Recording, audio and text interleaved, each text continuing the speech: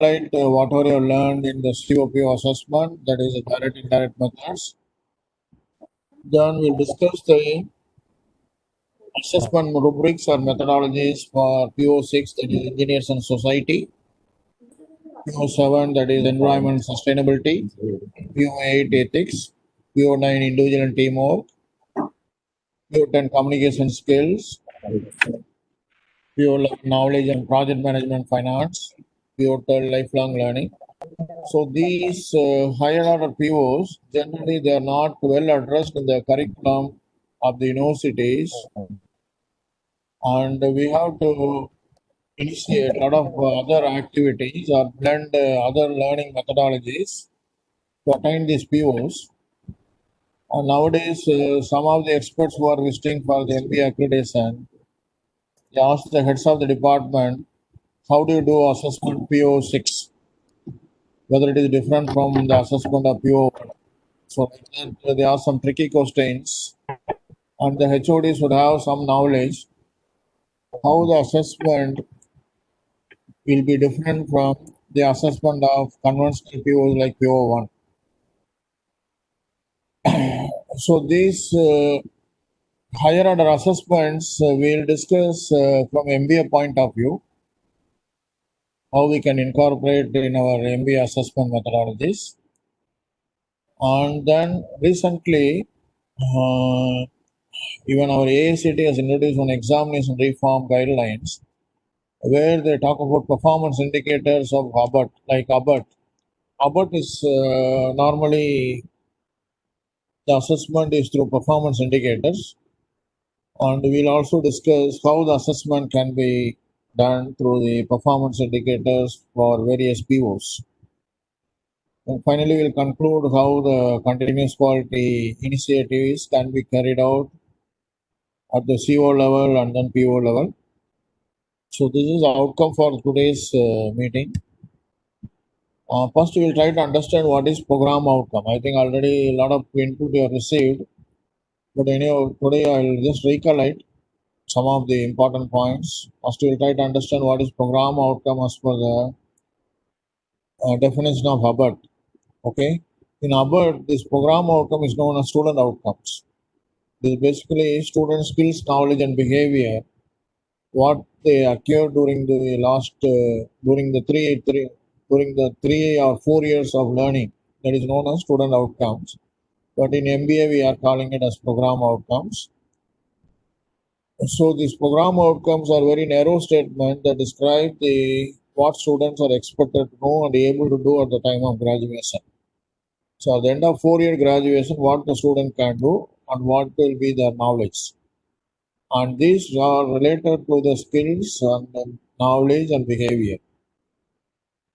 So this program outcome or student outcome, they are related to student skills, knowledge, and behavior, and what they acquire during the 4 years program. So this is the definition of program outcome as per Hubbard.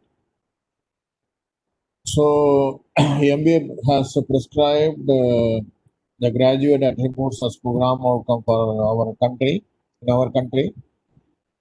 So all the 12 graduate attributes, first what we are discussing is graduate attributes, they become program outcome from 2014 onwards. So basically the program outcome PO1 is engineering knowledge, and PO2 is problem analysis, and PO3 is design and development of solutions, and PO4 is investigation, and PO5 is modern tool usage. So if you look at the mapping of this program outcome with your curriculum, course outcome and then the curriculum, all the PO1 to PO5s are well addressed in your curriculum. But if you look at these PO6 to PO12, the mapping of the courses to these POs will be very less. The average mapping level will be around 5 to 30-40%.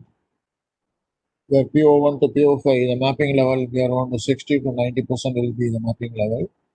With PO6 to PO12, the mapping will be only around 5 to 30-40%. So to attain these POs, because the HODs has to prove that the student in this program or is having this they are contributing to society. They know concept of environment sustainability. They have ethical values. They work as individual team, and they have very good communication skill. They have a project management finance skills, and they adopt the lifelong learning. So the head of department has to emphasize that his department is imparting the skills also for the students. So and again we have to have the evidence that we adopt these activities, lot of activities to enable this program outcome in our program. So that we will discuss today. So the program outcome is generally the MBA graduate attributes. So there are 12 graduate attributes, which is becoming as a program outcome. But if you look at that, the program outcomes in detail, it will be very difficult for any HOD to attain all these outcomes in this curriculum. Like if you look at the engineers and society, he says the students will have the contextual knowledge to assess societal, health, safety, legal, cultural issues towards professional engineering practice. So I feel all the faculties who are attending this program, you will know how difficult to attain this program outcome, because like health and safety, health is not addressed in our engineering curriculum generally in India, and legal, it is not again not addressed in engineering curriculum. Safety, some programs like mechanical and civil engineering are addressing. Society, okay, we are addressing through extension activities and NSS activities. Cultural issues, we are not addressing in our curriculum. But we are claiming, the HODs and the principals are claiming that we attained PO6. So without addressing these topics, how we can claim that we attained the PO6? So that is the issue. So now the HODs have to do some micro analysis and find out to attain PO6 on health. What are the activities to be done? So like in some autonomous colleges where we are advisor for some autonomous colleges.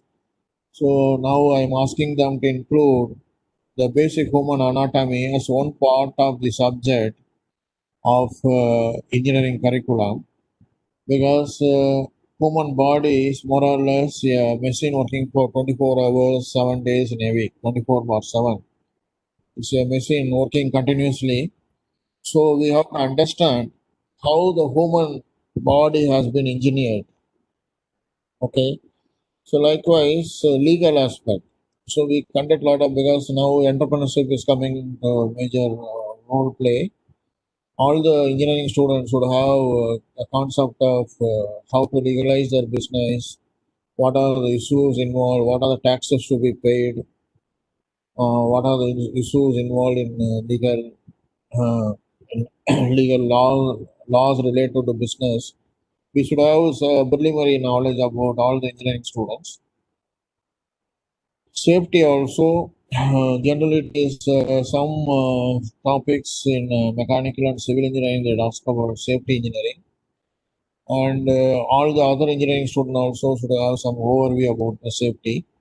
So to attain this particular PO6, we go in depth and we have to cover a lot of topics, and we have to do a lot of we have to give a lot of input for the student to attain this PO.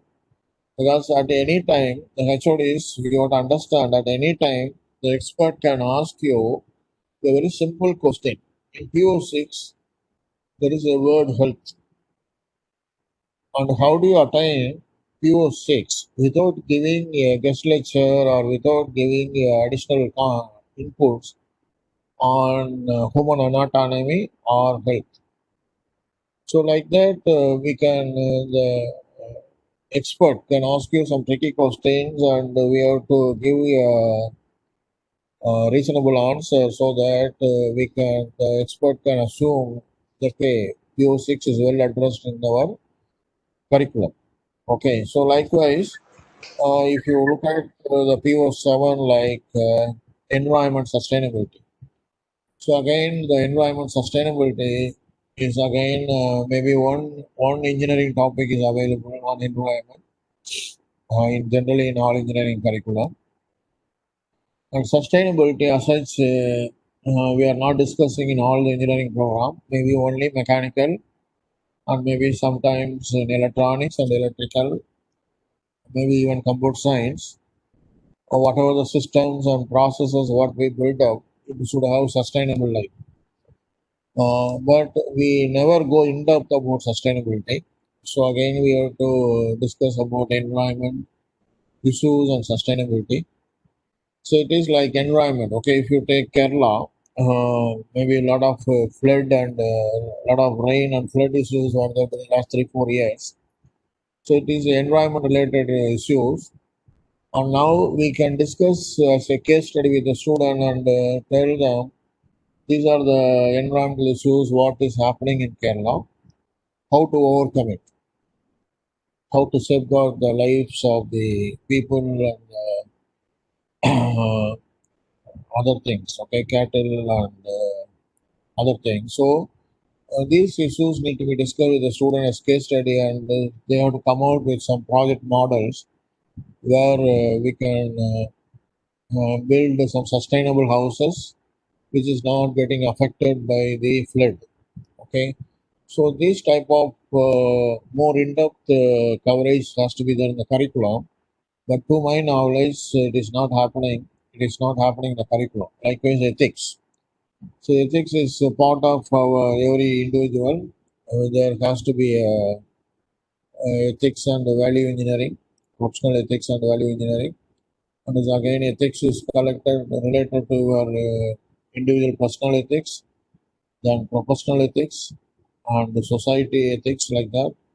So all the students should have the input on ethics. Like I think Rajagiri, during my visit, I come across some honesty clubs, honesty shop in each floor of the Rajagiri, which is a nice way of teaching ethics in practice. So students get some, they take the material which are left in each floor and they pay for it and they put the money in the box available. So they are getting some ethical principle on a day-to-day life. So likewise, how we can practice ethics. So even ethics, if you want to say ethics, even you can adopt some sort of yoga or which will help you in the personal ethics. Okay. So likewise, some activities to be done to practice ethics in our campus. And again, the HODs and other faculty members, you have to document all these evidences so that when the experts are asking, how do you enable ethics in our program, we should be able to demonstrate we have done all these activities because of these things. Our students have learned a lot of things about ethics. And then individual and teamwork. So this PO9 also we have to have a lot of evidence that how this individual teamwork is practiced in our program or in our college.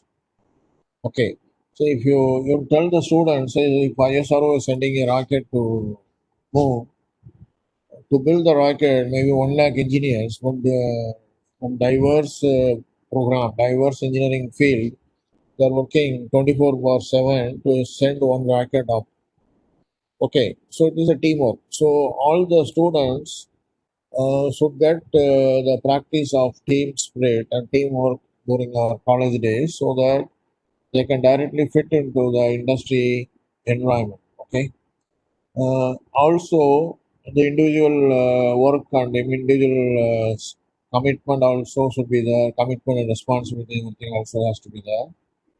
So we have to educate the children, educate the student that multidisciplinary teams will be part of any organization. For the success of the business, there can be some multidisciplinary team will be there. Okay, then communication is a very important tool in our engineering education. and we have to ensure that our students will have a lot of good communication skills, not only oral communication. They should also have skill for writing reports, and they have the skill for documenting design documents, and they should have the skill for making effective presentations. Okay, and also they should have the skill for listening to somebody's uh, complex engineering problems. Okay, so the communication also we have to enable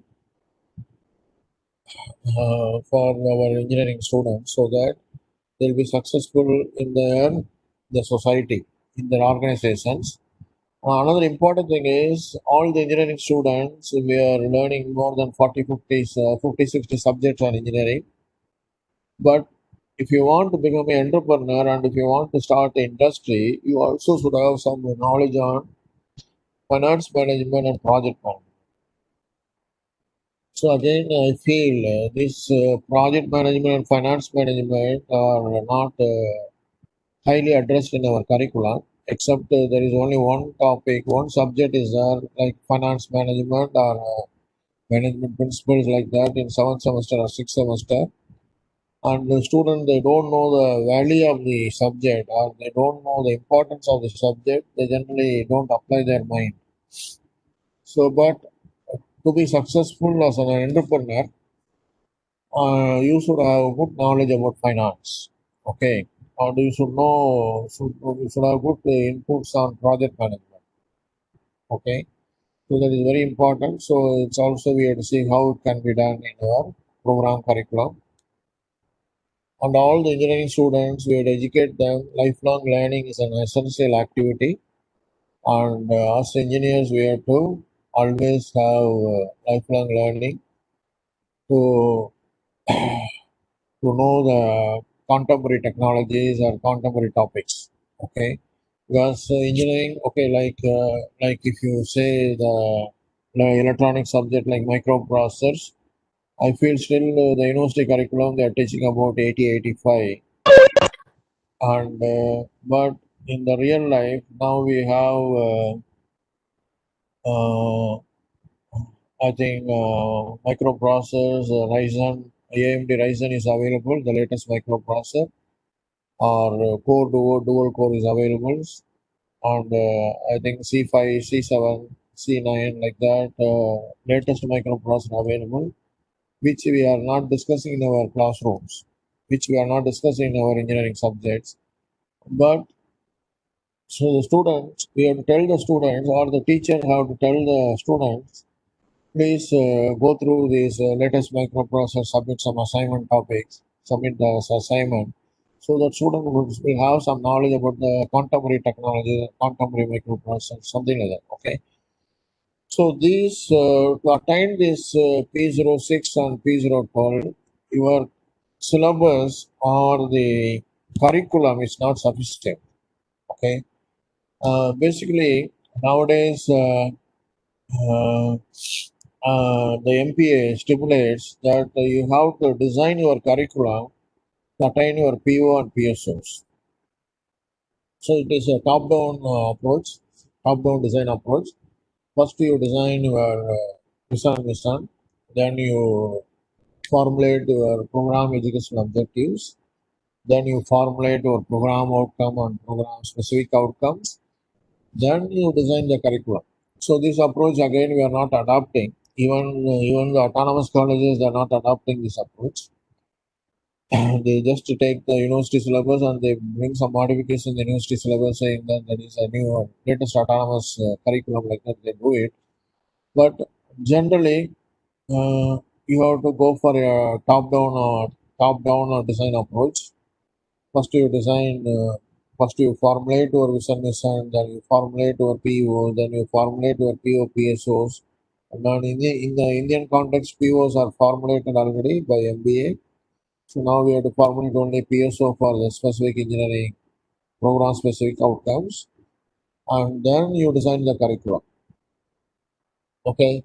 So what happens in the affiliated colleges? The curriculum is designed by the university.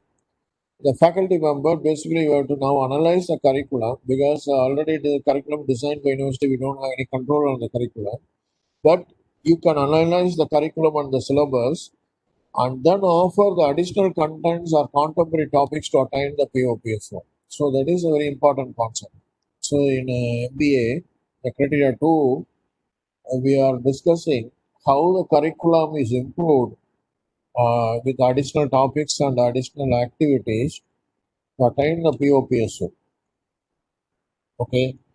So that is very important. So all the faculty member and all the HODs in the department, you should know what are the additional contents and contemporary topics we can offer in our subject, and what are the activities we do to enable the PO6 to PO12 in addition to PO1 to PO5. Okay. And if you look at the curriculum, and PO1 to PO5s are well addressed by the curriculum. All the PO1 to PO5 are well addressed, are well mapped in our curriculum subjects. But PO6 to PO12 are not well addressed. So, like if you take ethics, there is only one subject on ethics in another university.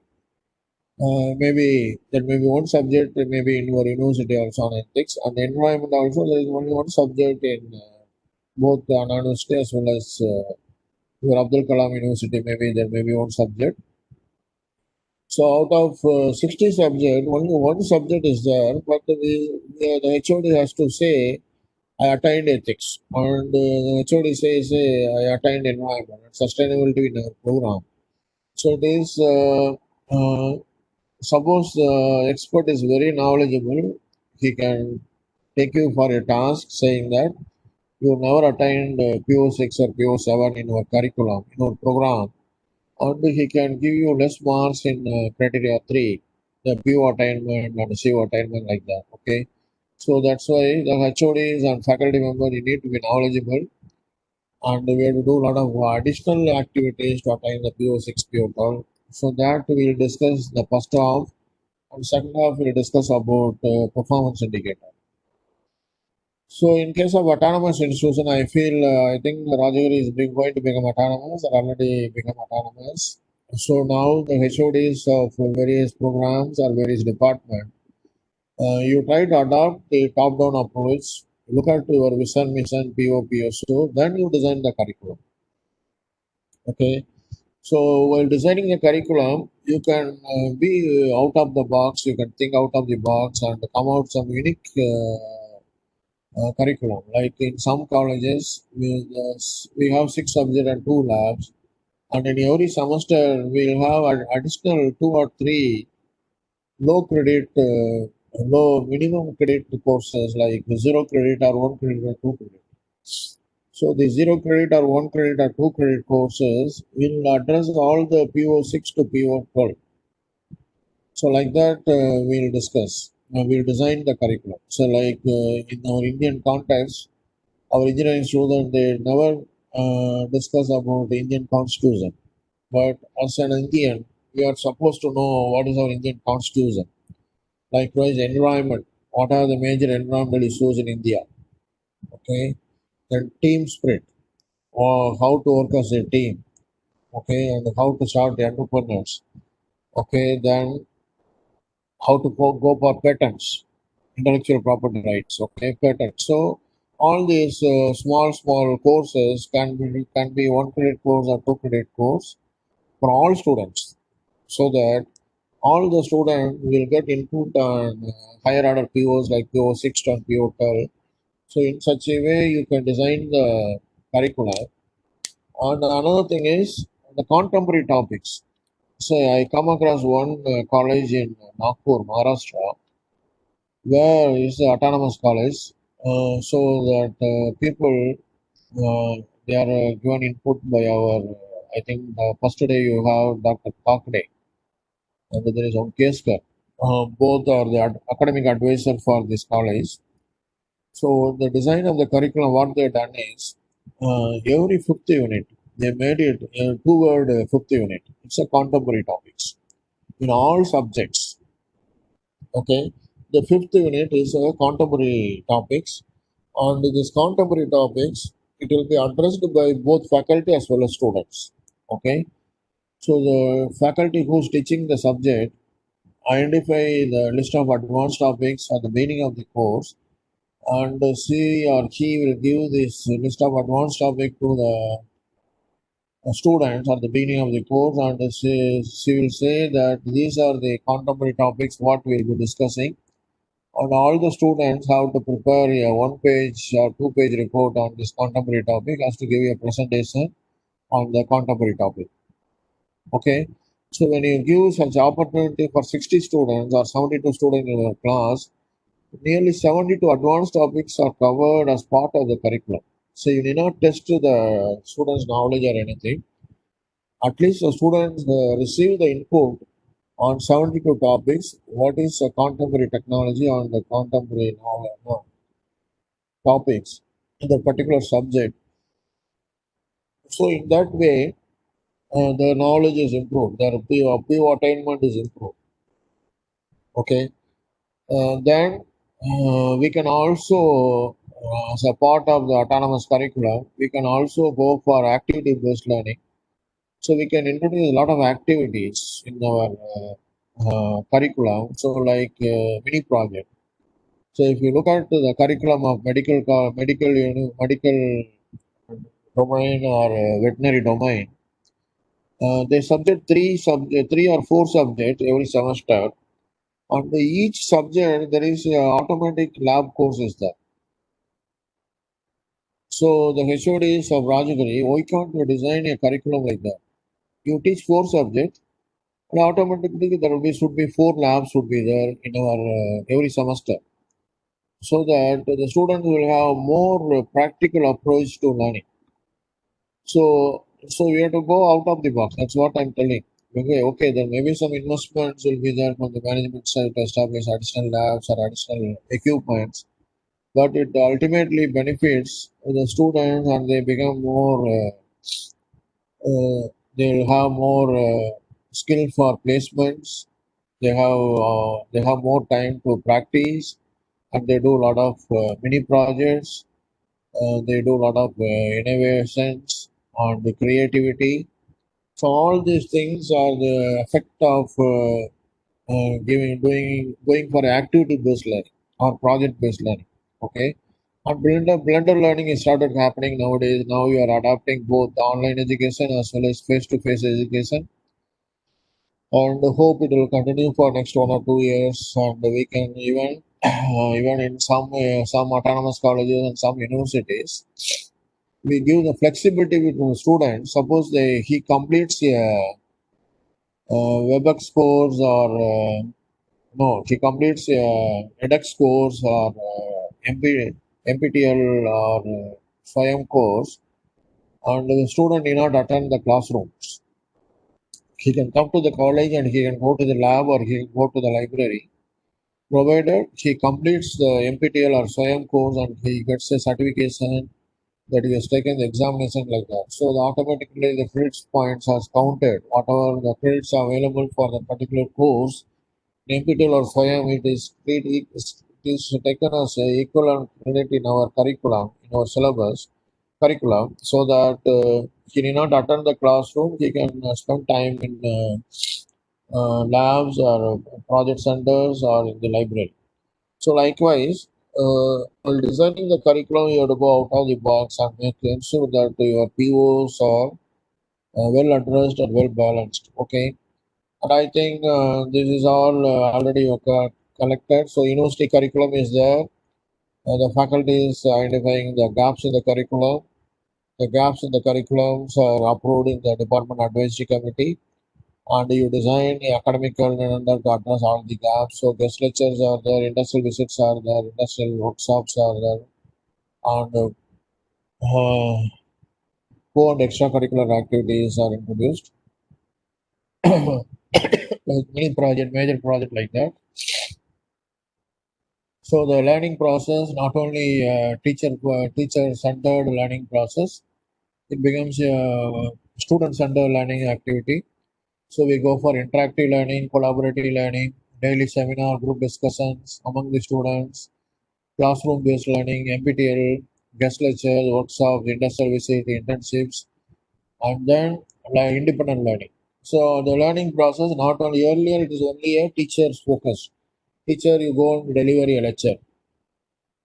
Now because of this accreditation, the learning is multidimensional, and the students get a lot of opportunity to learn a lot of things.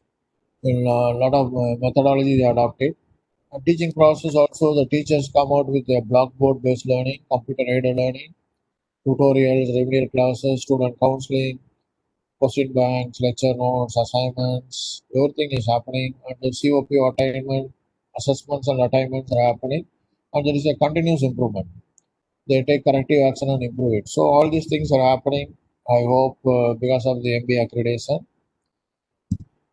And then try to understand what is assessment and attainment. Okay, the assessment is one or more process to identify, collect, and prepare data to evaluate attainment of student outcomes, either course outcome or program outcomes. So assessment is a methodology by which we collect the data to evaluate the students' attainment of course outcome and program outcome. In MBA, we are discussing generally we are discussing two methods of assessment. One is a direct assessment, and there is indirect assessment. And in ABBOT, we adopt multiple methods like qualitative assessments. Also, we do it. So it may be direct, indirect assessment. Formative, summative also is taking place in our examination system. And objective, subjective, some universities are adopting it. And embedded learning or value-added courses, add-on learning is there. Quantitative, qualitative learning is there. So a lot of assessment methods are there. In MBA, in case of when we go for MBA accreditation, we adopt this assessment of COs and POs through direct and indirect methods. Okay, so we go for COP attainment for direct and indirect attainment.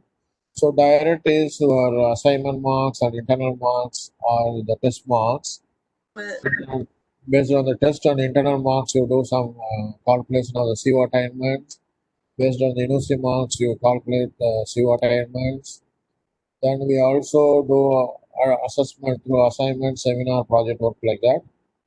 And indirect method is we take the student feedback on COs, course outcome attainments, and the PO attainment also we take from student feedback, alumni feedback, industry employer feedback like that. Then we go for COPO attainments. Okay. And we sometimes will also utilize the exit survey. This is what we are practicing it. Now, I think this method we are adopting it. So we are doing the CO attainment through assignment, mid exams, quizzes, and the internal assessment, how much you are getting. And university, what is our attainment of COs. And based on internal, we give 20% weightage, and university, we give 80% weightage. And we find out what is the total COs attainments and what is the average attainment of CO. And based on these attainments, we do some quality initiatives at the test level, at the internal examination level, or at the university exam level, and we take some corrective action. This is what we are practicing so far.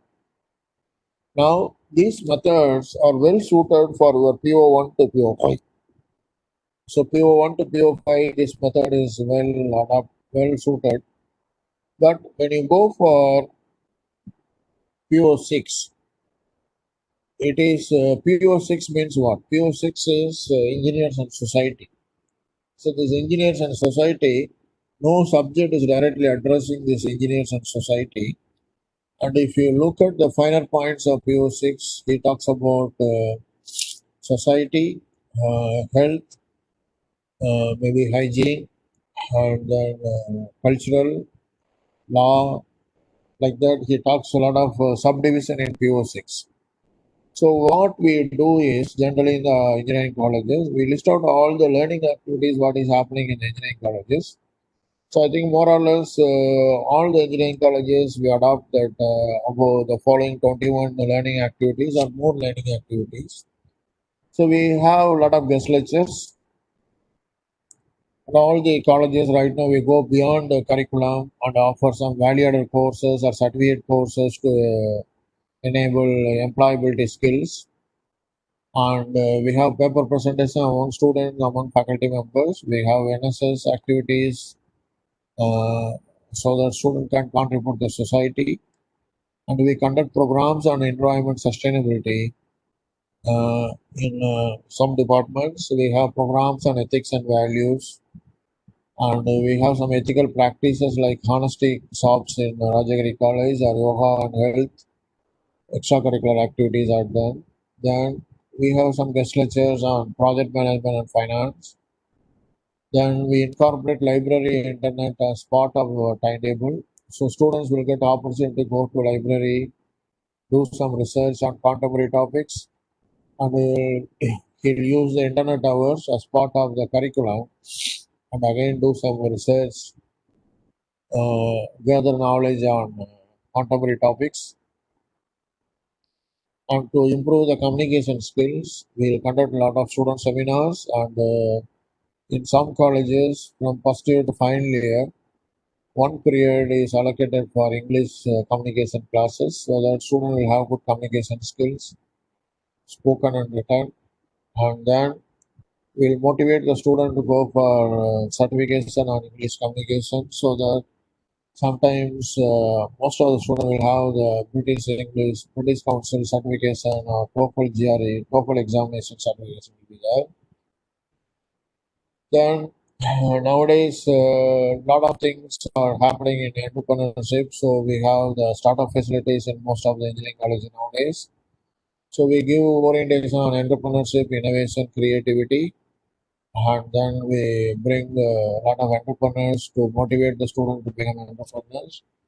And product development, a lot of product development activities are happening. And management sometimes they sponsor money to for in-house product development. That is startup facility they co-sponsor so that any successful product it will be go to the venture capital level like that.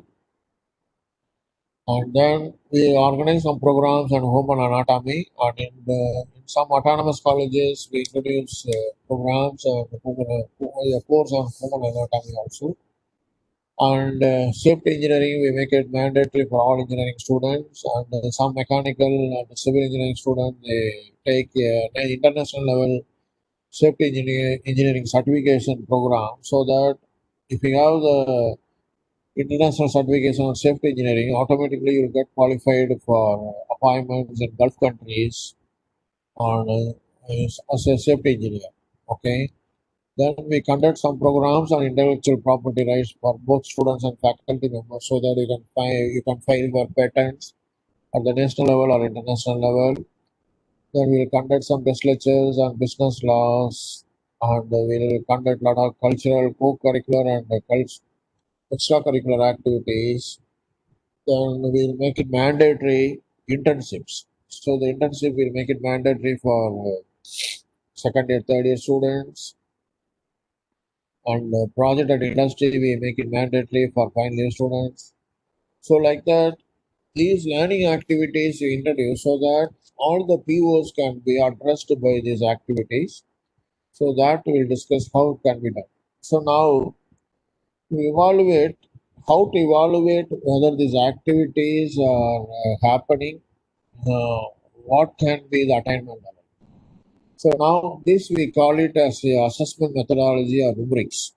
Okay, we call it as rubrics and our assessment methodology. So we can say is 1 to 10 or 1 to 21, maybe the performance indicator for higher order POs. Okay. So one of the performance indicators guest lecture. How many guest lectures you organize? So you make it mandatory, minimum 5 or more guest lectures in every semester, in every program. So you look at that environment every month, every alternate weeks, every fortnight. A person from industry or a senior academician will visit our campus, will address the mechanical students. So every fortnight. So in a semester we'll have 5 guest lectures. So if you organize minimum 5 guest lecture, we can say the attainment of through guest lecture is very high, like level 3. Okay. And suppose we conduct some 3 to 4 guest lecture, the HOD is able to organize only 3 guest lecture, we can say it is satisfactory and the attainment may be 2. And the HOD is able to organize one program or is not organized any program, and then the attainment level may be 0 or 1, maybe 1, 2 or 1. 0 is not there in the attainment. So likewise, uh, we can do the assessment and then what is the level of attainment. So likewise, we can come out with a benchmark value for all these performance indicator, what we call it as rubrics. It is for the HODs and faculties to attain very good attainment level for these activities, activity based learning. So odd on courses, 1 course or 2 courses is mandatory every semester. Project exhibition every semester one program. Paper presentation every semester one program. NSS activity, more than 50% students should participate. Programs and environment sustainability, 3 or more programs. Programs and ethics, 3 or more programs. Ethical practices in the campus, 2, 3 practices. Project management finance, 3 or more programs. Library internet accounts, the timetable. So based on these things, we do the assessment as 3 or 2 or 1. So this is some sort of direct method of evaluating the activity-based learning. And now these activities, we can map it to the various POs. So all these activities, what we discussed previous slide, now we are making it PO5 to PO12 and PSO1 and PSO2 we are mapping. So the guest lectures, we can map it to is additional input. It is some sort of lifelong learning activity.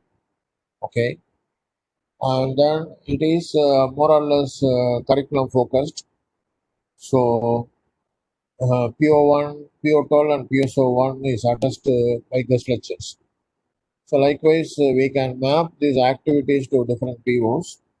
So like project management and finance, it is getting mapped to PO11. PO11 is PO on project management finance.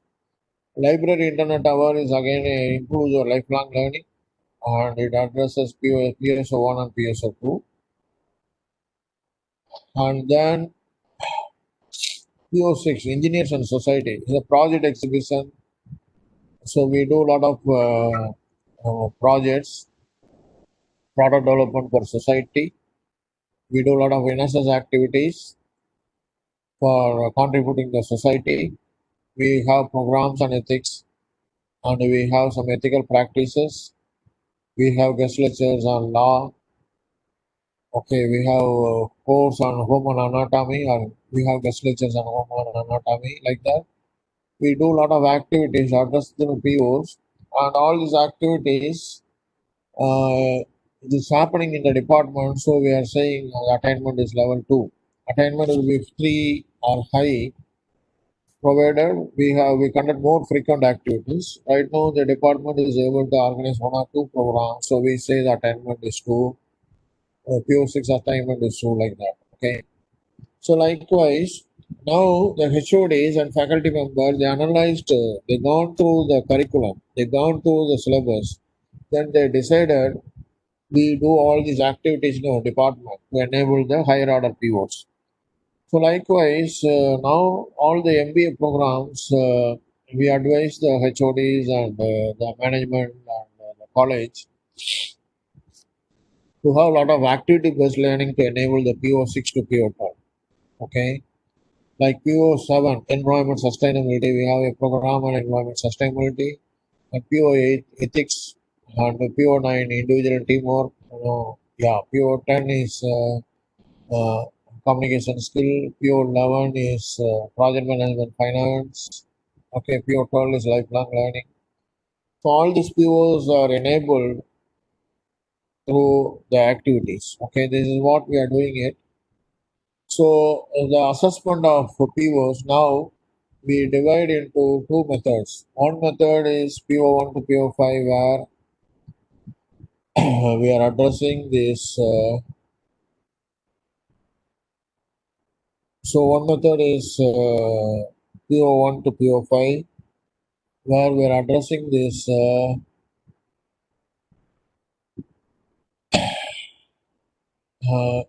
direct method and indirect method. So direct method we allocate 80% weightage, we give 80% weightage, and indirect method assessment we give 20% weightage.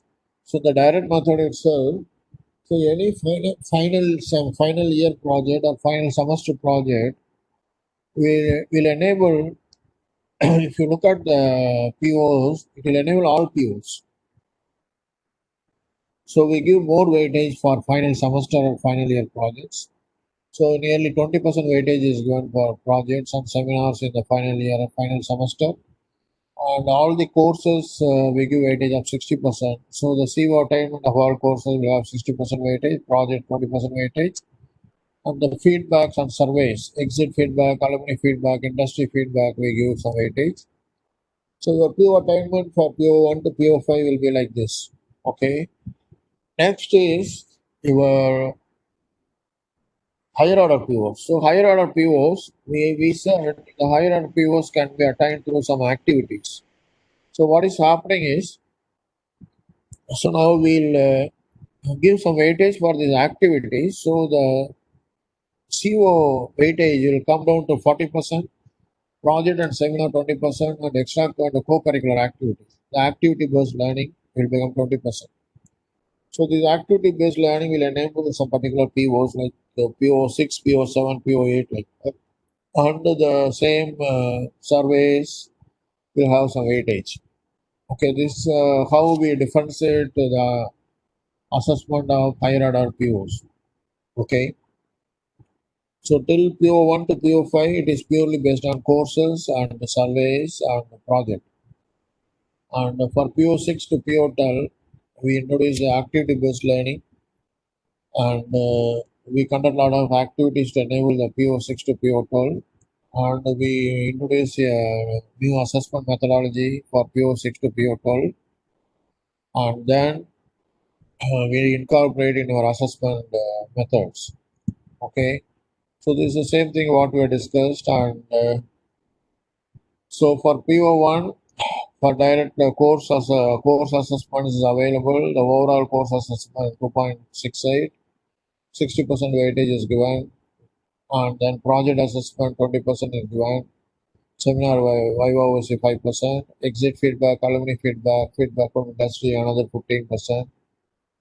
So the overall attainment is 2.66 for PO1. The same PO6 if you take, there will be a small difference will be there. So PO6. So PO6, it's engineers and society, the heading. So the contextual knowledge to contribute to society, health, safety, legal, cultural, towards professional engineering practice. So this is the exact definition of the PO6.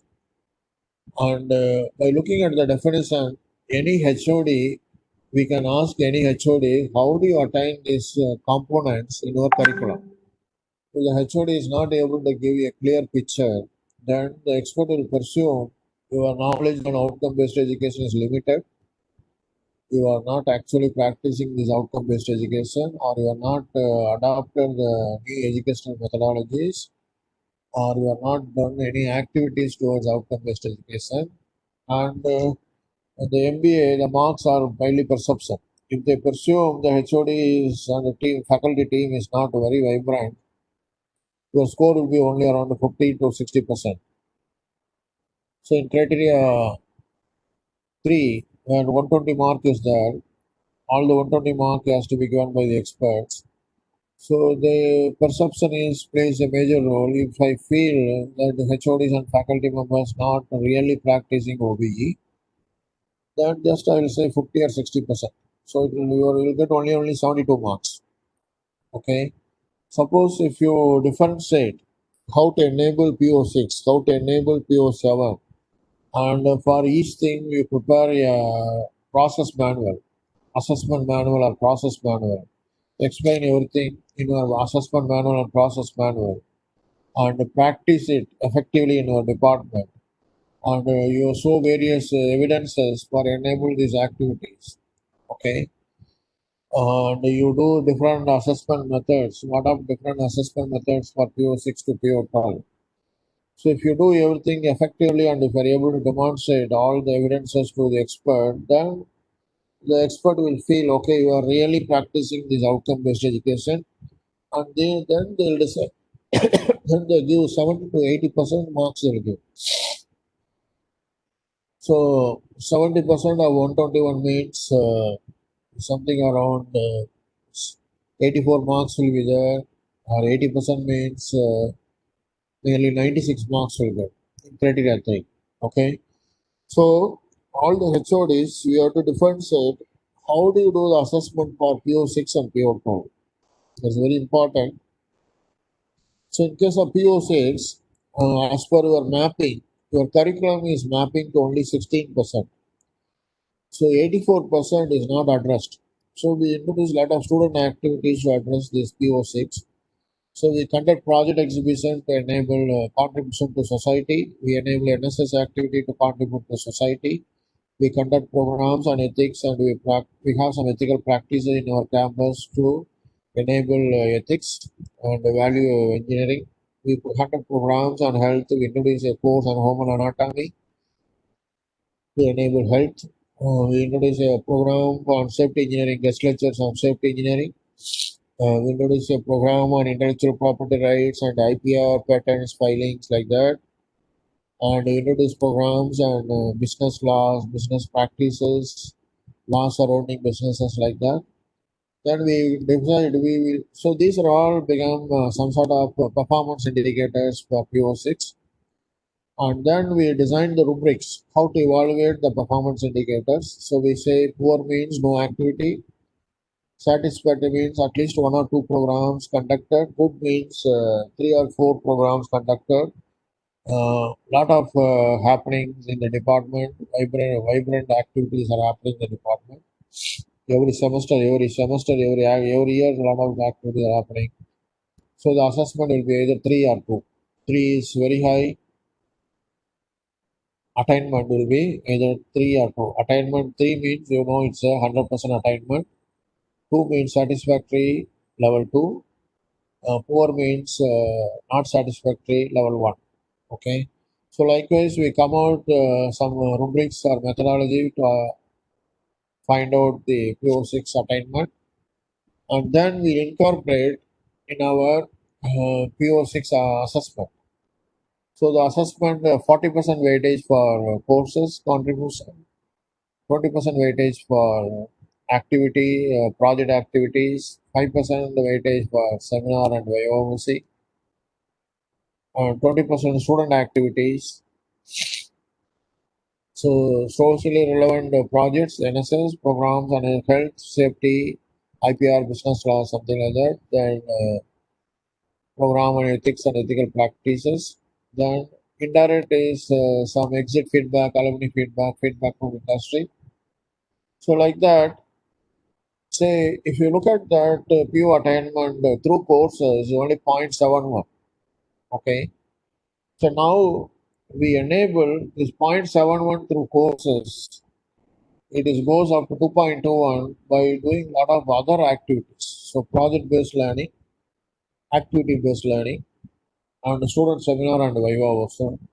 So all these activities will contribute the enablement of PO6. So our attainment goes up to 2.21. So these are the expectation of the expert whether you do a lot of other activities to enable PO6.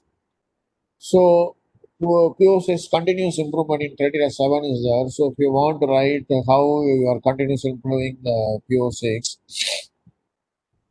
so PO6 the threshold level will become 1.5. We assume we have to attain the minimum 1.5, but our attainment level is 2.21. So threshold is attained due to the contribution of courses, socially relevant project, and other student activities which are initiated by the department. So this what are the activities initiated to sustain or improve the PO attainment is, so we have to have uh, continuous quality initiative. So what is happening is, we document it. We introduce socially relevant mini major projects. Then we encourage student participation in social activity like NSS, blood donation, tree plantation, like that. And we introduce health related program like yoga, human anatomy.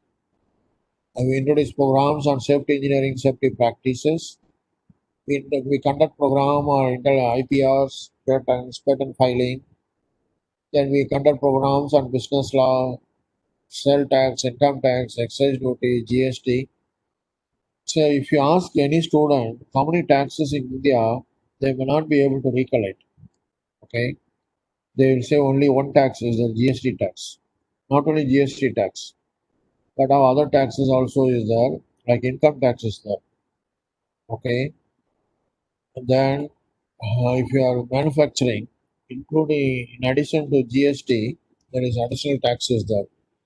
Like that, for petrol and diesel, in addition to GST, there is also additional taxes there. Okay, so a lot of taxes are there. We have to comply, or we have to pay all taxes to live in this world. So we have to have, all the students should have the input. What are the business laws? If you want to do business in India, we should have some awareness. What are the laws we have to adopt it. Okay. Then the students conduct programs and ethics, notice ethical practices in the campus, and we manage and encourage students to practice ethical practices.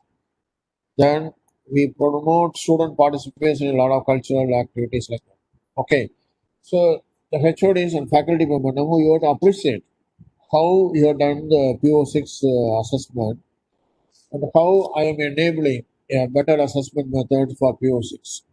So this method we are already practicing in all our colleges. Wherever I am visiting, we are practicing this good practice so that the HODs and faculty member have more confidence in facing the MBA experts. Okay, and as I told you, MBA, the marks are based on the perception, except criteria 4 and 5, where there is a formula based calculation. All the remaining criteria, more or less, where marks are decided by the expert perception or expert views. Suppose the expert feels you are very good, you are practicing outcome based education, you are able to differentiate PO5 and PO6, you have different assessment methodology for PO6 to PO12, you have different assessment methodology for PO1 to PO5. We do a lot of other activities. We adopt activity based learning to attain POs. Like that, if we are able to demonstrate, then the expert will feel, okay, these guys are doing well and they are really practicing the outcome based education. Okay, we'll give 75% or 80% marks, like that, they'll decide. Okay, so very important. You have to see how the MBA accreditation process can be improved further, because uh, say getting 600 marks, you'll get MBA accreditation for 3 years. That's all fine.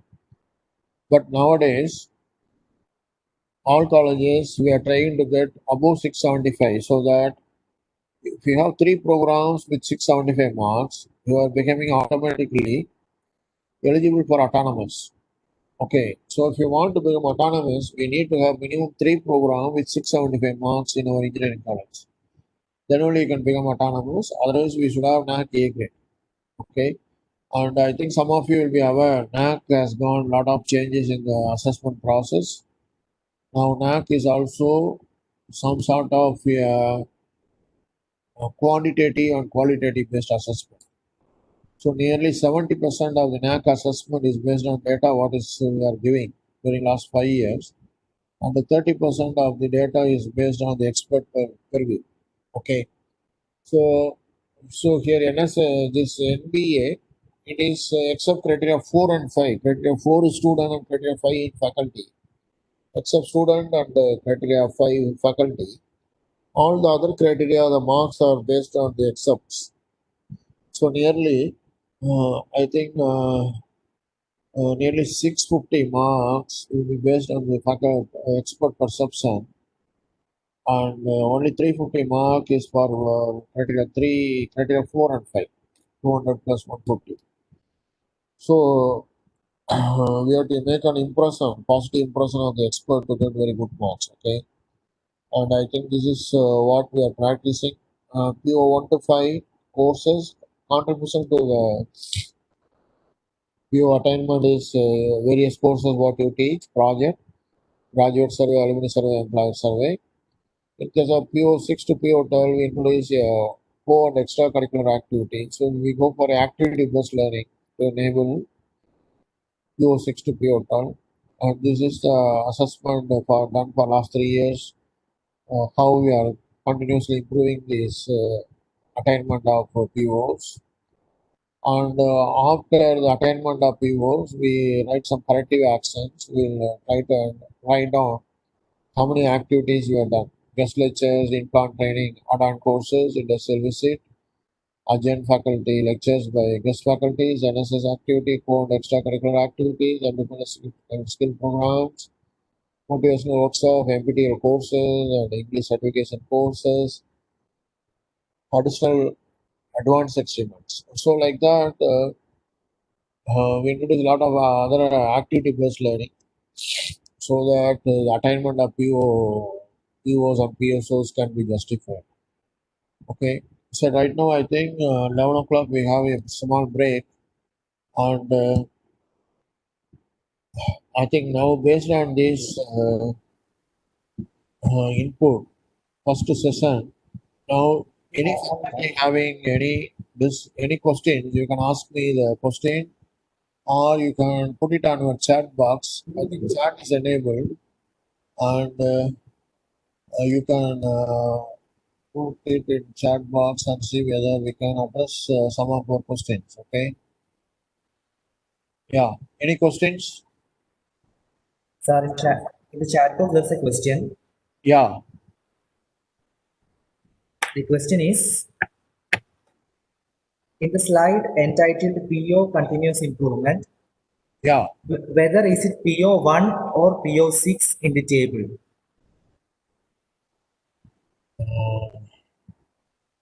You.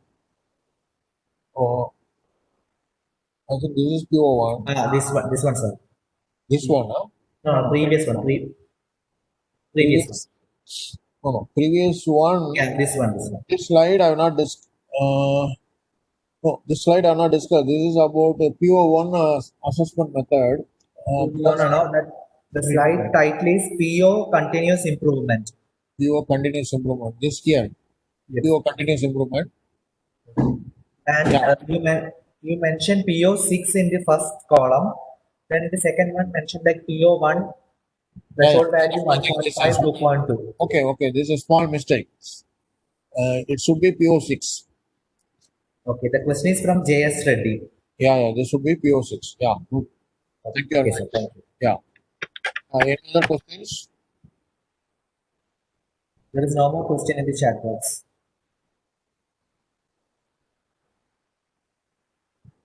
Yeah. PO6, it is PO6, and the threshold level we fix it as 1.5. And sometimes the expert will also ask you, how do you fix the threshold level? So that also either based on your last 3 years history, you have to fix the threshold level, and you have to justify it in your assessment manual. And how do you arrive at the attainment level? 2.21. Okay. Okay. Thank you very much. And I think all the participants will be available for 11:15. Okay, Yes, sir. we will meet at 11:15 again. Okay, thank you very much. We'll meet at 11:15 again. Okay, thank you, sir. Participants, we can gather back at 11:15.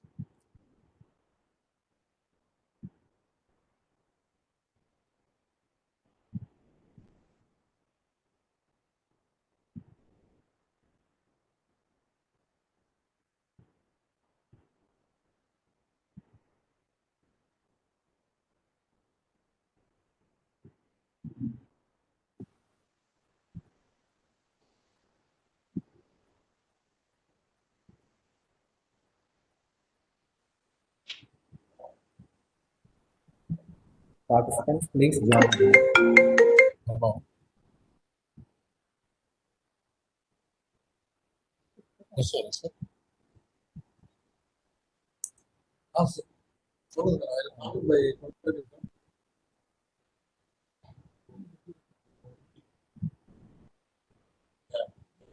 Yes, sir. 450.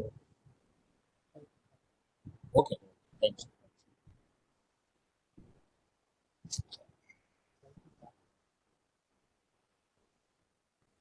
Yeah. Good morning. Can we start? Yes, sir, we can start.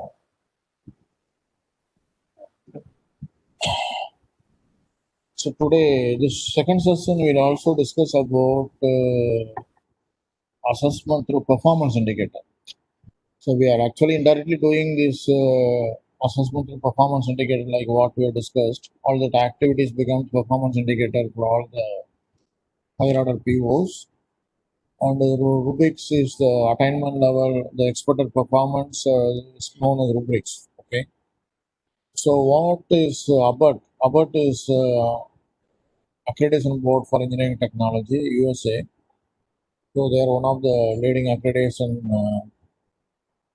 agency, and it is ABBT is known for its accreditation because it is sponsored by the professional societies. Nearly 33 professional society they formed this ABBT and they do the assessment accreditation in US. One of the condition for eligibility condition is you should be a degree awarding institute. That is, you should be a university to become ABBT qualified. I think India's right now around maybe around five or eight universities are ABBT accredited. So basically, these ABBT people are the people who introduce this program outcomes or student outcomes and PUOs. The methodology what we are adopting right now for MBA, it is basically came from ABBT only, and ABBT also is approving body for uh, that is Washington Accord. Okay, as per the Washington Accords, nearly some 17 or 18 countries are there. So if you study in one country, whatever the degree or credits what you are getting in one country like Singapore, it is equal to credits what you are getting in US. So the possibility of doing one semester or 1 year abroad and completing 3 years in India is all possible once you have both the MBA accreditation and ABBT accreditation. So that is again the Washington Accord. The credits and are equivalent to what credits you get in other countries like Australia and India like that. Okay. So now they introduced the assessment methods based on performance indicator. And the same method what Abbott has introduced that is also adopted by AICT's examination reforms. I think 2017 or 2018 AICT introduced an examination reform guidelines where they talk about performance indicators for all the POs. Okay. So this performance indicator means these are all small micro level statement for each PO. It's all become specific measurable statement. So like PO, engineering knowledge. It's a generic statement. How to make it a measurable statement? Okay. So each HOD or each faculty, you have to write the performance indicators for each PO's specific measurable statement, and then we have to write down the rubrics or identify the performance required. Like I said, if you conduct more than 3 guest lectures, your performance is good. If you conduct 1 or 2 guest lecture, performance is average. If you conduct 8 guest lecture, the performance is poor. So you have to write the performance required to meet the student outcome or program outcome. So that is known as rubrics. And whatever we are writing the evidences, so now the evidence will collaborate our assessment. Okay. So rubrics is it will articulate the student performance, provides a description what is expected at each level of performance. So this is what already we discussed. Now we will go for these performance indicators for some of the POs. So like in Albert, there is one PO, student outcome, communicate effectively. Okay, the same student outcome is in an MBA PO10. Okay, you should be able to communicate. PO10 is communication. So communication now we can split into two statements, two performance major performance indicator. One is oral communication, another thing is written communication. So the oral communication, you write some four performance indicators like speak with clarity, using appropriate technical words and phrases, use words and phrases accurately, presents idea in a clear, concise, organized, and persuasive manner, be able to break complex messages into manageable bits of information and convey the message effectively. So, say if you want to assess the PO, communicate effectively, there is no measurable statement. Okay, so that's why we are splitting this communicate effectively into multiple micro statements which are measurable, like speak with clarity using appropriate technical words and phrases. Now the teacher can evaluate, ask the student to speak on a generic topic, and he will be evaluating whether he is able to speak in English using appropriate technical words and phrases, and whether he is able to use the words and phrases accurately. That is also he is able to observe it, and still observe whether the student is able to present the ideas in a clear, concise, and organized manner, and whether the students are able to break complex messages into manageable bits of small words and sentences and convey the message effectively. So all these things becomes a measurable outcome. So this is whatever the return P1 to P4 is known as performance indicator, and the rubrics are your what is the student expected outcome, that is known as rubrics, the assessment methods. Okay, unspec. Suppose you are able to speak with clarity using correct technical words like that. This is one of the performance indicator. Now, unsatisfactory means the speech is incoherent. It's not coherent. Okay, developing coherent but lacks clarity.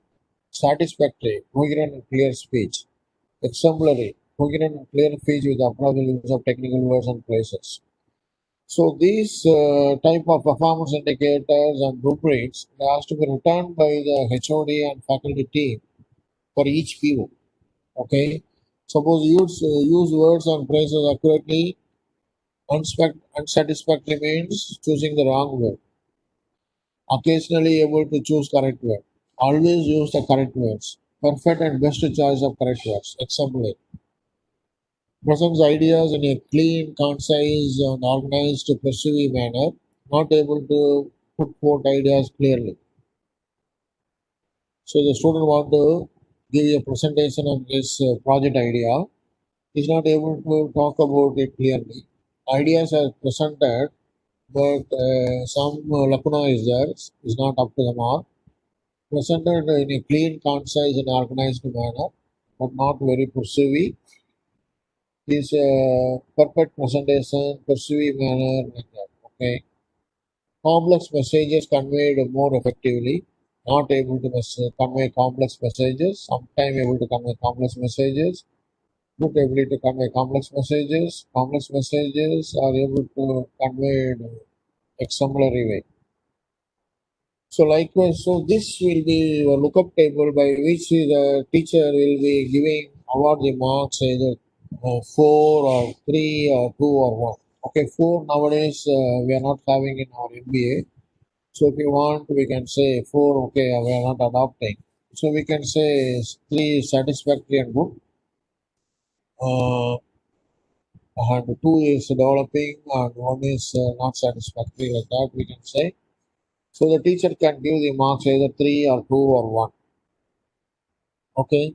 So there will be one YOC or a small presentation for all the 72 students. The teacher will evaluate whether the student is able to communicate effectively. Okay, this is for oral. And in a similar way, she can also come out with the rulings for written technical communication skill. Because the written technical communication is a very important skill for engineers.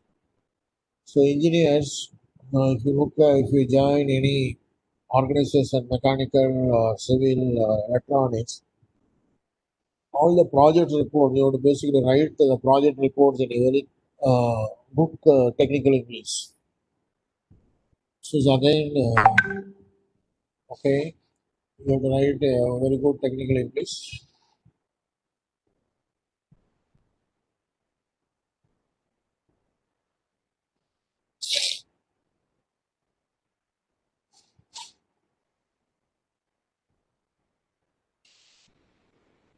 So same, I think there is a question somebody asked whether the performance indicator are used to map COs with the POs. No, no, it's not used to measure CO to PO. It's not used to map CO to PO. But for assessment of COs also, if you want, you can write performance indicator, but it's very complex topics. So in ABBOT accreditation, what is happening is they give important for the assessment of POs, not for COs. In our Indian context, we give importance for assessment of COs and followed by POs.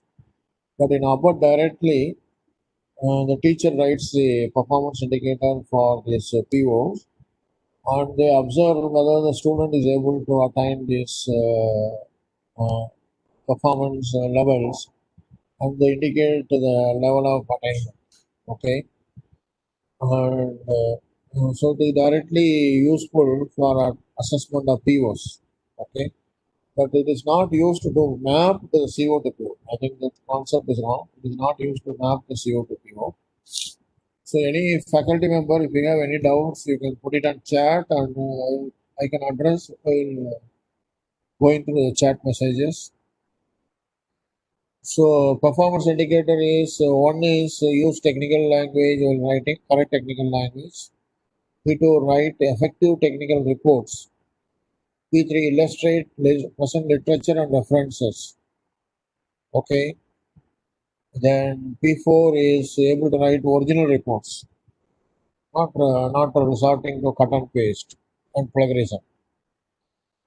So now the teacher will evaluate your assessment, your reports or your topics, assignment topics using this template. And if you're not used any cut and paste, and if you're used your own English, and you're not adopted any plagiarism, she say you are exemplary and you are very good. Okay, and you are able to present the literatures and reference documents, and he'll say you are good and exemplary.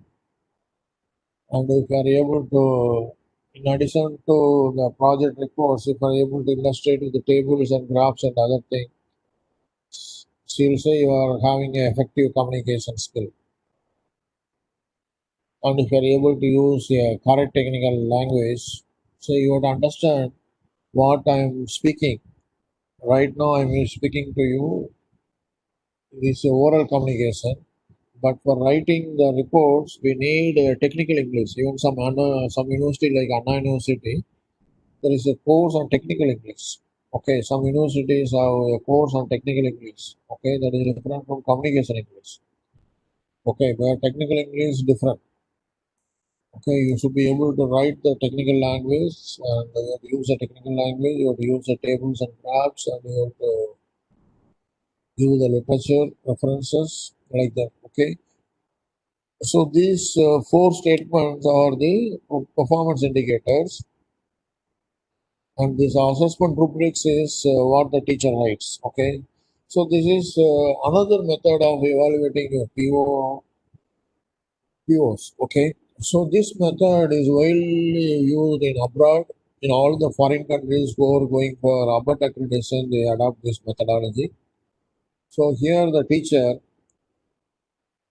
so generally in abroad while going for ABBOT accreditation, the teacher does not focus much on COs. She writes the COs. She mapped the CO to POs, but she directly goes for the PO attainment.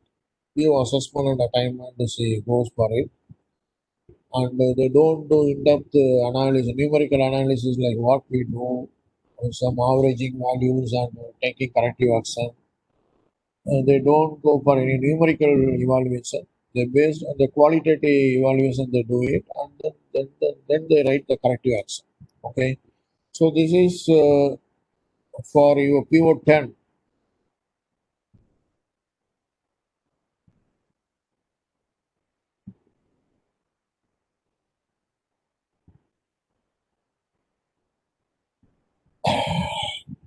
So this one more question.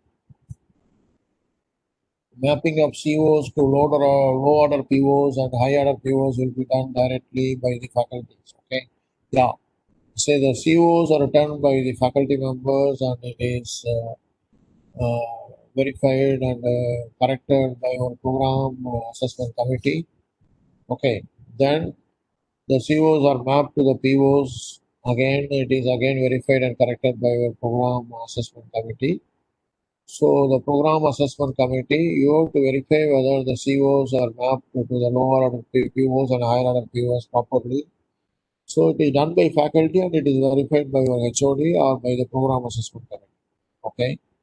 Now, one is your CO assessment. There is a requirement of CO assessment in your MBA. So we can go for the CO assessment based on the direct tools and indirect tools.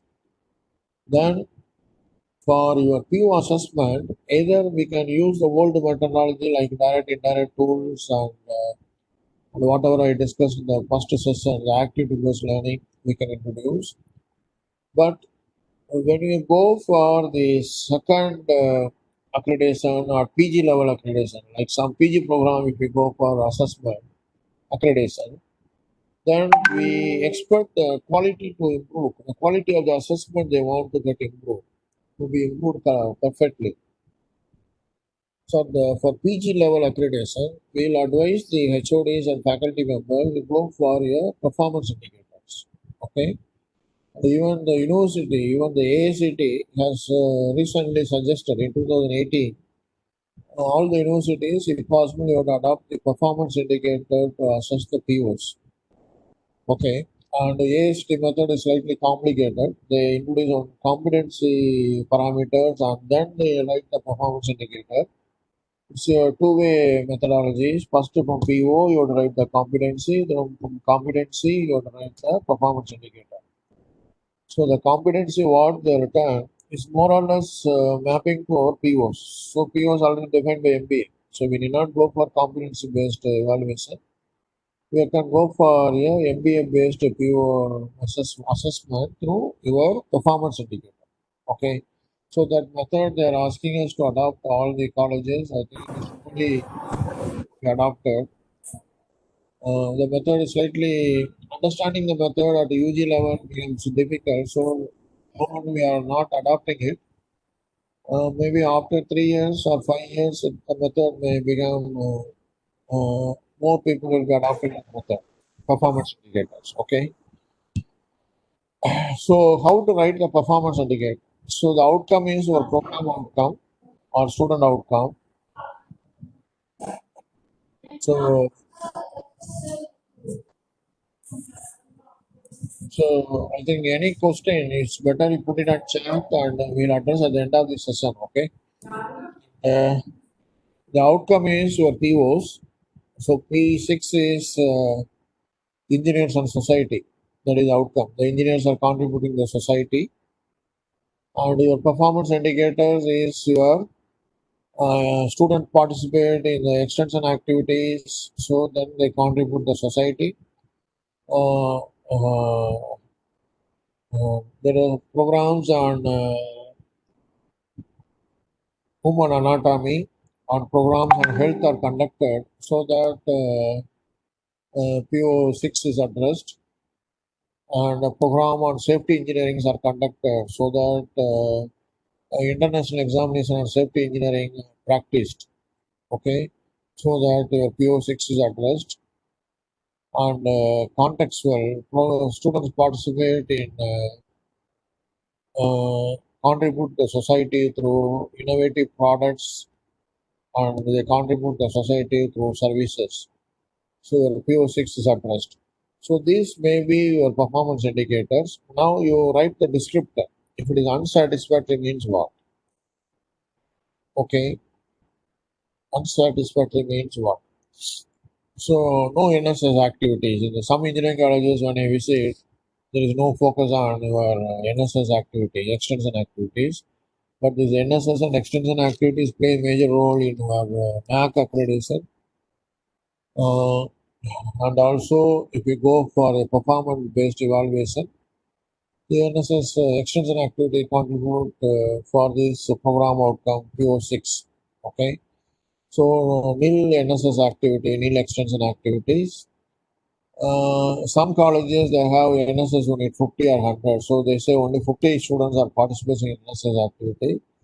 So it is descriptive. Okay, only 50 students participate in NSS activity or 100 students participate in NSS activity because there is a limitation on the size of the NSS group. But the principal and the HOD decided to motivate the NSS among all the students to participate in the extension activities. So they encourage more than 50% of the students to participate. So it is satisfactory. Exemplary students participate in the extension activities and effectively contribute to society. So this descriptor you can write where to give 1 mark or 2 marks, 3 marks or 4 marks. So then the teacher, maybe the class teacher or the along with the NSS director, she will start to evaluate the student. What is the performance for this outcome? Okay, and they give the marks for various students. What the marks you are getting it? Okay, so this is effectively one method how to evaluate the performance indicators and how to give marks. So it is students work as individual and team. Okay, it is one of our program outcome 9. So effectively they work as a team. Okay, for to work as in a project, you do a lot of research before doing the project or project topic. Before selecting the project topic, you have to do a lot of information you have to gather and you have to do a lot of research on internet whether this project is possible or not. And as a team member, all the students will have different responsibilities, and the students will be able to work in a team, and he has to listen to the other team members. Okay, so satisfactory means collect all the information related to the topic or project. The first duty that is assigned to the project team by the project team leader. Usually shares the work along with the other student members. Listen to other students. Okay. Now the teacher for each student she'll give the information marks on a level 3 or level 4 how much each student is able to contribute for the project work. So this is one method of evaluating the team spirit. So in our MBA PO9 assessment, we are not deploying any method to evaluate individual and team work or team contribution. Whatever the methodology adopted is effective, more or less, I can say it is wrong. Because we don't have any method to evaluate what is the contribution of the individual member, what is the contribution of the individual student in a team of 4 or 5. So basically, what are the projects? If the final projects, if we have a team of 4 or 5 students, then one of the while evaluating the project, you have to deploy this performance indicator and evaluate whether the student is effectively contribute to the team, whether PO9 is attained or not. So while evaluating the PO projects, you have to come out with these performance indicators, performance-based rubrics, and then you have to evaluate this project, all project reports and project exhibits uh, through these rubrics. Then only we can say the method PO9 is effectively assessed and attainment has been calculated. Now, whatever the method right now we are adopting, it is not perfect. Okay, uh, it's not perfect. Okay,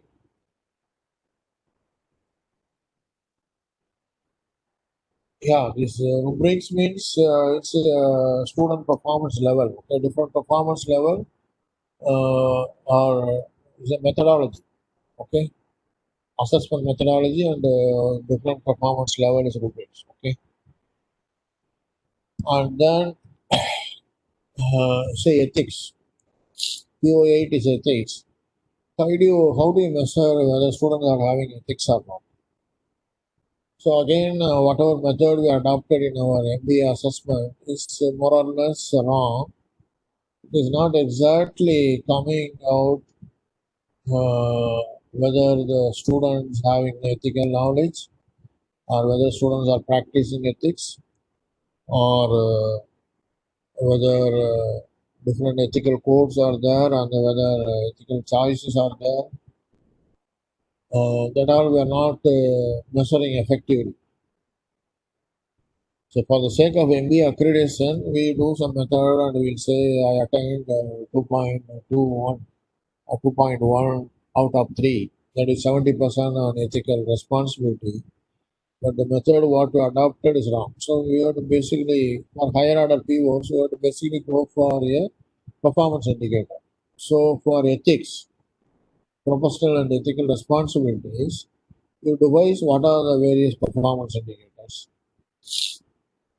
So here he says the students are able to demonstrate an understanding of professional ethical issues and responsibilities. So demonstrate an understanding of professional ethical issues and responsibilities. You can connect to the subject ethics, which is generally available in all engineering universities. So what are the student performance in the subject? It's an indication of demonstration of students understand the ethical issues and responsibilities. Then whether he is able to apply the knowledge in practice, whether he is able to knowledge of professional and ethical codes and practices. So, except in Rajagiri College, where the students are practicing some ethics through honesty club, in no other college I come across some ethical practices. Okay, maybe one more college I come across canteen or not canteen mess where the student clean their plates and tumbler on their own and after each meal. So it is a good practice. Okay, you have to take care of the whatever the plates and tumblers. You have to you have to make it neat and clean yourself. So in that college, all the cleaning of your plate, you have to do it yourself. Okay. So it is also it is slightly self-discipline, disciplinary activity. They are practicing it. So now in other colleges, I come across any practice of ethics or anything like that. Okay, and we have to the students should be able to evaluate various ethical options, ethical choices, and choose the best option for the current situation. Okay, so this is. So this ethics is a very vast area, vast domain, where even IEEE is trying to have a lot of sessions on ethics and professional responsibilities, ethical responsibilities. They are also conducting a lot of programs on ethics and other things. So in foreign universities also, they introduce it. So the ethics has to be brought as part of the students. It's a very important issue. So, like, I think some of you might be aware about the emission issues in some very good cars like Audi and Audi like that. I think these cars have come out with some device which shows a low emission in USA. Okay, so one Indian professor in one university in US, he found out these companies have wrong methodologies to indicate a low emission level in spite of emitting high emission. High, so you have to maintain that the emission level at a low so that to get the approval letters in each country. I think right now in our country we have gone to our BS level 6 or BS level from 4, 5, 6 like that. Now Supreme Court says we can't sell a vehicle with the BS level 4 like that. Right now all the vehicles we have the level 6 I think. When US, I think Audi company, I'm not sure the company name, but I think it's a German car maker. He was introducing his cars in US with some device which shows a low emission level. Actually, if you measure that emission particles, it is very on a very higher side. But these guys have devised a small device, digital display device, displaying a low emission in US. So some professor has found out, and the US government has given a heavy penalty, running into billions of dollars. Okay, heavy penalty for the company. Likewise, even our so this is because the CEOs and the chief design engineers they somehow forgot the ethical practices. They should have objected. If anybody has proposed this concept, they should have objected in the company itself, but they have not done it. They made it as a business practice. And finally, what happened is they paid a heavy penalty, billions of dollars, not million, billions of dollars they paid. They paid penalty because they are not practicing ethical practice. So for engineers, ethics is very important. Okay, so we have to teach them how to practice ethics in our life. So ethics means again various components is there: business ethics, personal ethics, company ethics, like that. Various business ethical practices are there. We have to adopt and practice. Okay. Likewise, even I think some aircrafts. I think two aircrafts have gone down because some software design problems. The basic issue is I think Boeing they made some mistakes in the approval of the software. So without testing properly, they released the software, upgraded the software in the aircrafts. So what happened is when the pilot is trying to manually drive, the software overtakes him and puts the plane in a downward spiral or something like that. So what happened is again the two aircrafts got down. Okay, so again the Boeing airlines, so they're going to pay heavy penalty for their uh, wrong approval of the software without testing it properly on the simulator. Okay. So these are all the ethical practices. So suppose we are not adopting the ethical practices, we are going to fail. So it's very simple. Like sending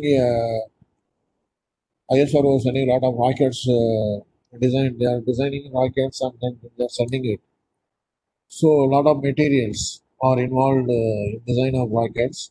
So the material composition, because someone is corrupt, he has not delivered a proper material, and without proper testing that material used for design of the rocket, then ultimately when the rocket is going up, it will fail, and the loss will be not in crores, it will be in 100 crores or 1000 crores. That much money we are spending on sending every time the rockets is up. Okay, so this is ethics is very important practice. We have to brought ethics as part of the curriculum. There is, I think, there is only one subject in ethics in either the first semester or the second semester, but we are not addressing the ethical issues properly. So the HODs and the principals and management, we have to see whether we can give more focus on ethical practices. Okay. Then there is a lifelong learning. So lifelong learning, again, how do you measure whether it is happening or not? Again, the methodology what we adopted in MBA is wrong. We just compute some CO outcomes, CO attainments. Based on the CO attainment, we say we take 40% or 60% or 80%. We say we attain the lifelong learning based on the mapping level. The method is absolutely wrong.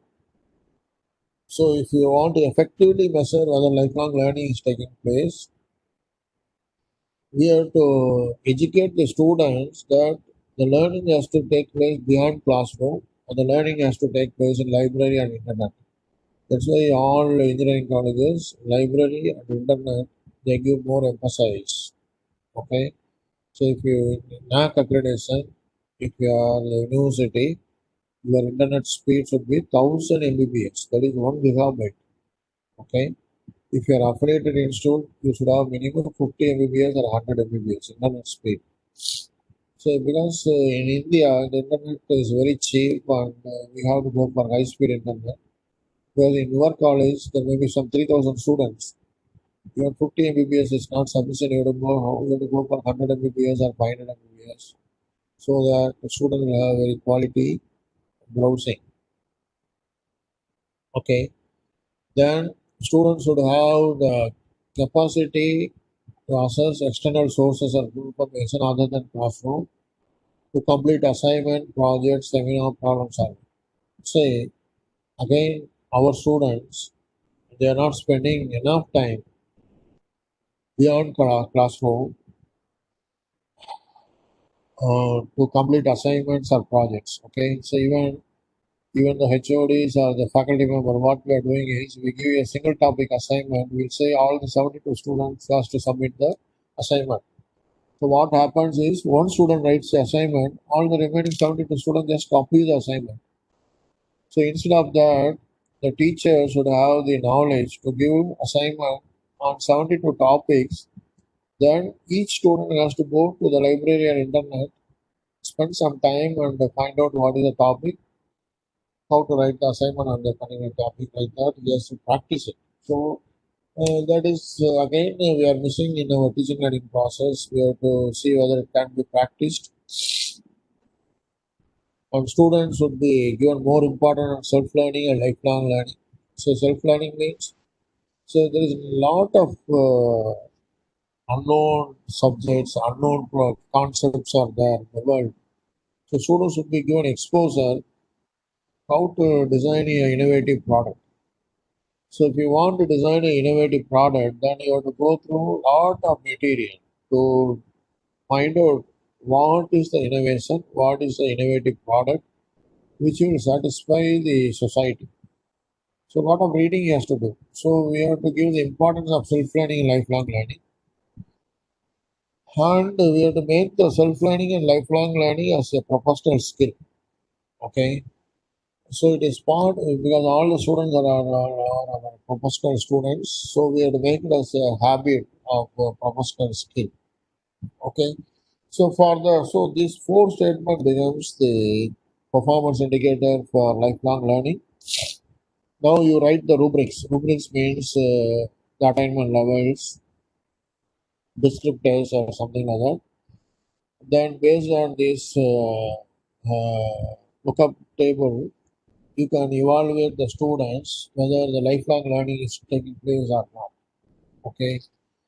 Uh, so this is the actual best method of evaluating the lifelong learning. Whatever we are practicing in our MBA assessment, criteria 3 is entirely wrong. Okay.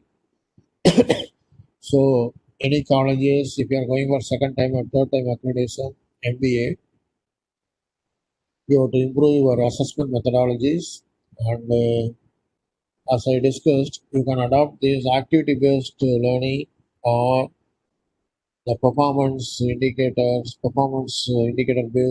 rubrics for assessment. Okay, then we'll discuss about continuous improvement. This is a conceptual model of program continuous improvement. So, what are the various ingredients? Are your vision, or the vision is there, program educational objective is there, performance indicator is there, feedback and the students, stakeholders are there, student outcome or program outcome is there, assessment is there, stakeholders are there, teaching methodology is there. Now you have to use these various pieces and make it a perfect model for program continuous improvement. So what is happening is we have the mission and we have the program educational objectives. Based on the mission and program educational objective, you design your program outcome or student outcome. Okay, so if you look at these arrows, program outcome, mission is coming in like that. Okay, so it's a top-down approach. Based on your mission, program educational objective, you come out with a student outcome. Then for the program outcome or student outcome, you write the performance indicators and the rubrics. So this becomes a measurable performance indicator. So what is happening is communicate effectively. It is P08. Okay. How do you write the performance indicator? How do you evaluate communicate effectively? Whatever method what we adopted as in the MBA is not perfect. So now we are trying to improve what we have done it with a measurable performance indicator. So communicate effectively we split into some micro level statement. What do you mean by communicate effectively? Students should be able to communicate in English using correct sentences, correct words and verbs like that. Then he should be able to write clear, concise project reports. He should be able to write.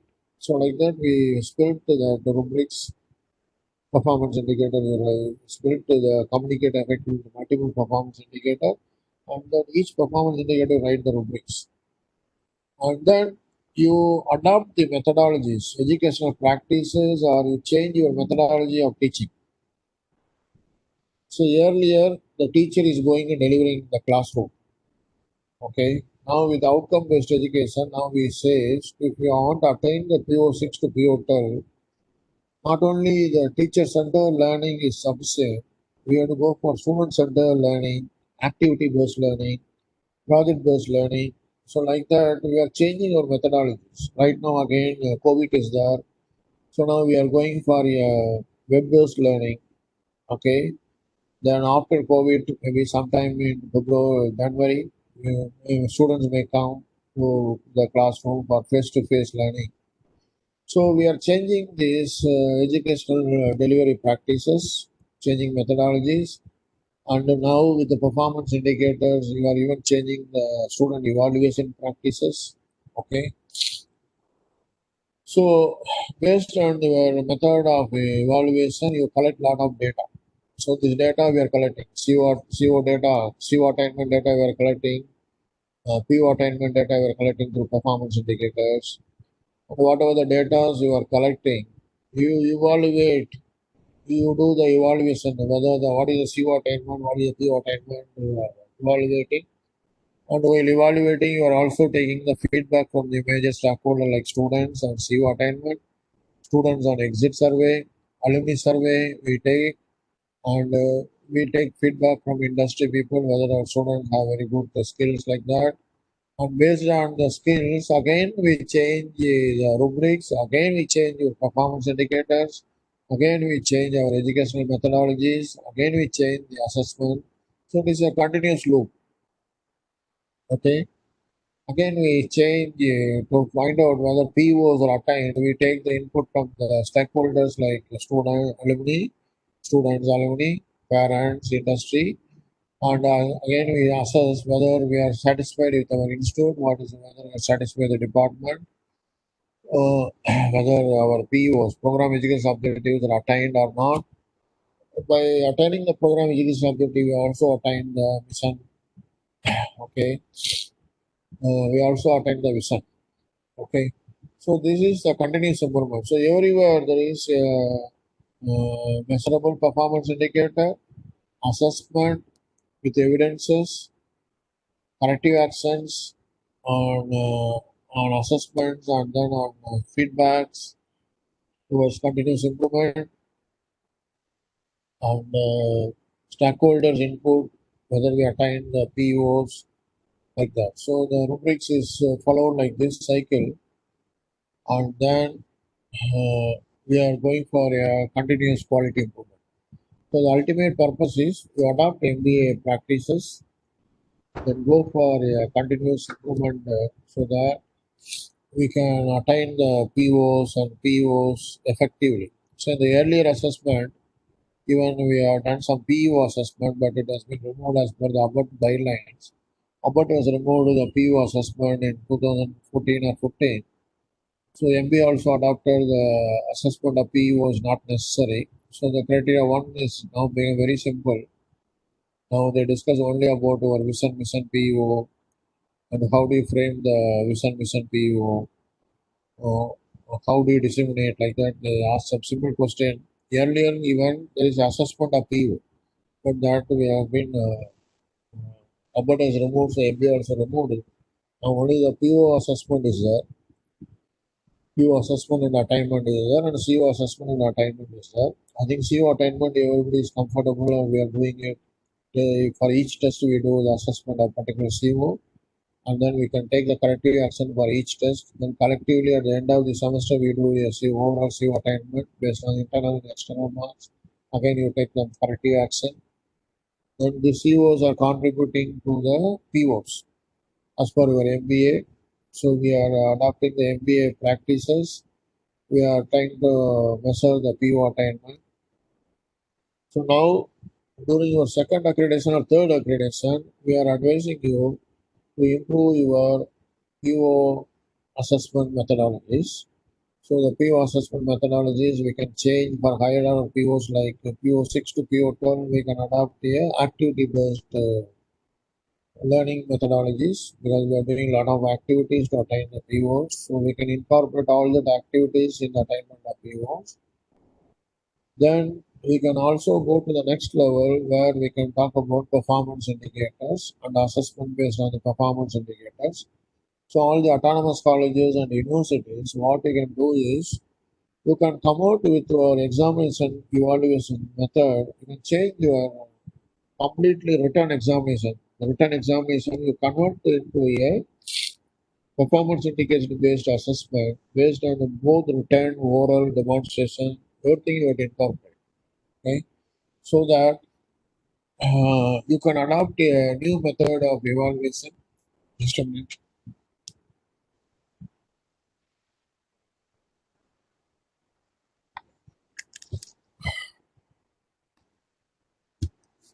Yeah, we can adopt the autonomous colleges. We have to adopt not only the written examination, we have to adopt the PO specific exams like oral exams, written exam, practice exams, project exams, activity based learning activities examination, like that. We can adopt various methodology. So this methodology we have to change it, and we can make effective assessment of POs. Okay. So ultimately all the HODs and faculty members you have to feel. Previously you are running towards your syllabus completion and preparing the student for examination. Now the concept has changed. Now you need not prepare the student for examination, you have to prepare the student for employability. And for the student to get employed, he has to attain all the POs. He should have very good communication. He should contribute to society. He should have very good project, which is an innovative project, which is he should be able to apply his knowledge. He should be able to design and design and implement his project work for the society. Okay.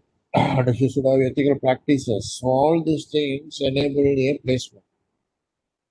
So if we enable all the POs, ultimately the student placement opportunities are improved.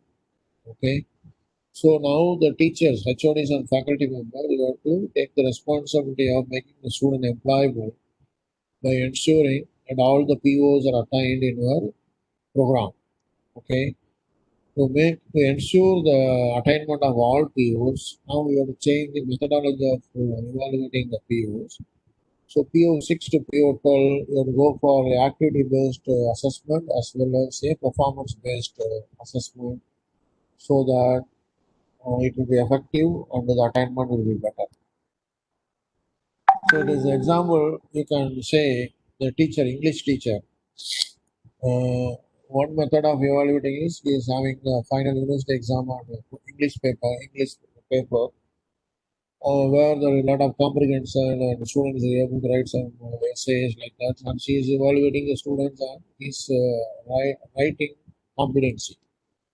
Now, for oral competency, there is English lab is there, and the students are speaking in English, and she is evaluating on the oral competency also. Now we have to go to the next level. The students should give the project presentation. The teacher has to evaluate whether he's written his project report in a very good technical English, whether he is able to present his project nicely, and whether he is able to impress the team members, contribute to the team. All the things the teacher has to evaluate, so that we can correctly say all the POs are enabled. Okay, so that's very important. We can adopt it.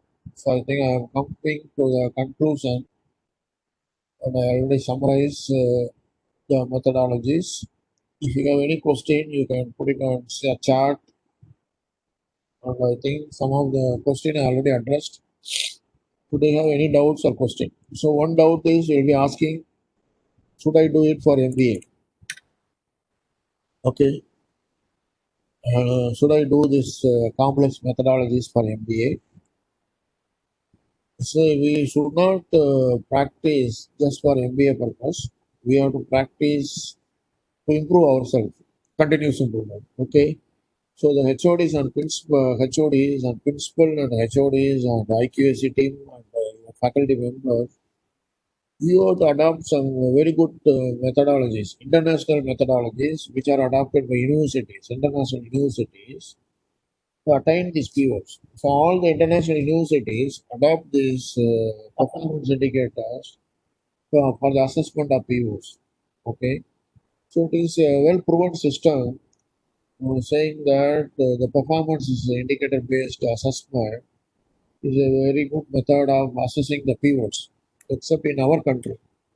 Our country we are not adopted so far. So when the MBA experts who are visiting, they are not aware about this new concept. But they will be asking you, okay, whether you have adopting a different methodology or not.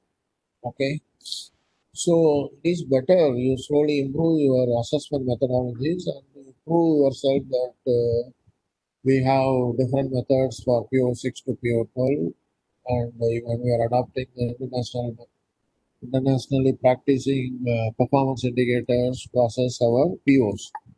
So if you document it, it's a good practice, and automatically if you are able to make an impression with the expert, automatically your MBA score will become 750 or 780, so that you will get 6 years accreditation.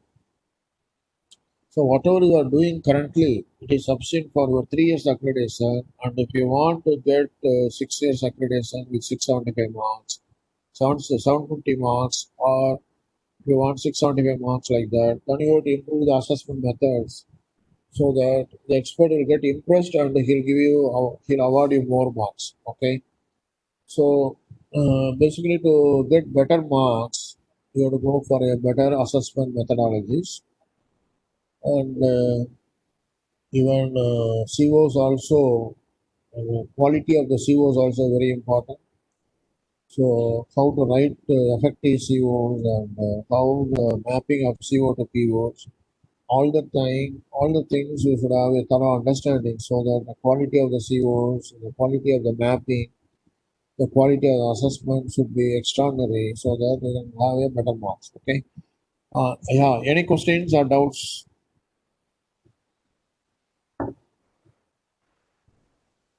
Participants, if you have any questions, you can post in the chat box. I know this topic is slightly complex and slightly not very interesting, so you may not have much doubt. Anyhow, I think the presentation will be available with Rajagiri and Mr. Manoj will be having the presentation. I think it is video recorded, so if you want, you can go through the videos also again and again. So to practice these performance indicators. Okay. Okay, And sir. yeah.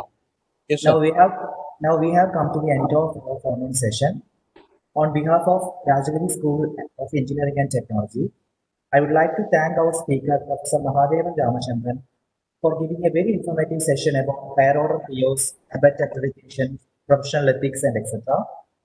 Thank you, sir. Thank you very much. Okay. Thank you very much. We'll meet again. Dear participants, please listen.